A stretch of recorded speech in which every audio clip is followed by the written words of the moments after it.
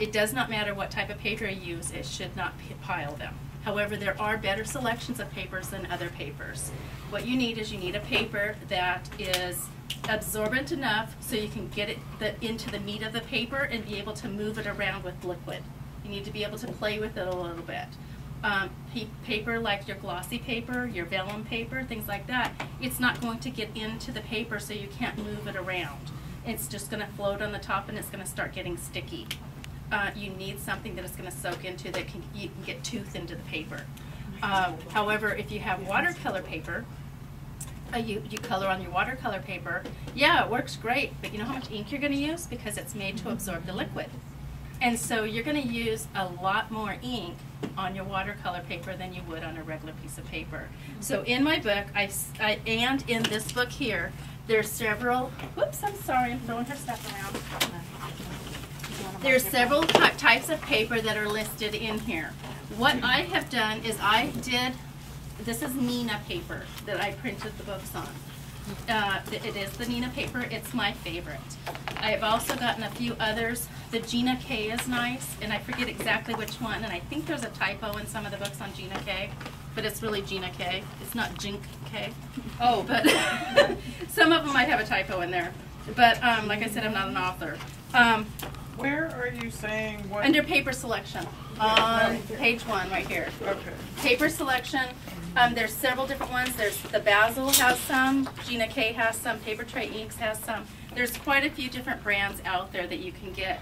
The ones that you want to stay away from is Walmart. Walmart has, and I love Walmart, sorry. They have Georgia Pacific. It's too soft of a paper. And what I mean by that is because it's so soft, when you color, you have no control over your color. It just sinks into the paper and spreads. It feathers out. And so you have no control of it. So you need to find a happy medium paper, and that's why we've suggested several different papers that you can use for better control of your ink. Can you carry them at your store? That would be Amy, and I don't know what they carry for. We carry Basil, all of Basil's line, and we're looking into carrying Nina if we have a high enough demand. So if you guys want us to carry it, let us know. And the Basil, I think it's Simply Smooth. Yes, the Simply Smooth coming. It works perfect. It works just as nice as this. I just don't have as large of a supply for it. Where I live, the Nina's easier to get. And so the Basil Simply Smooth is perfect. So that's what We sell. white and ivory in the 8.5 by 11 size. Okay, and since you mentioned that, I will mention there is a difference coloring on white and ivory. When you're coloring on ivory, all your colors are going to be a little off in color. And so when you're coloring, you have to compensate for that.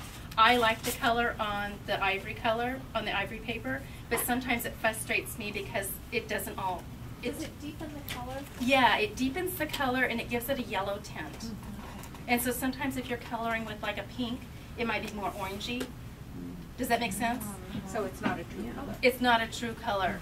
And so a lot of times what I will do, and we'll get into this later, but to just nip on it, is I color it on the white paper and then I'll airbrush or I'll color my background.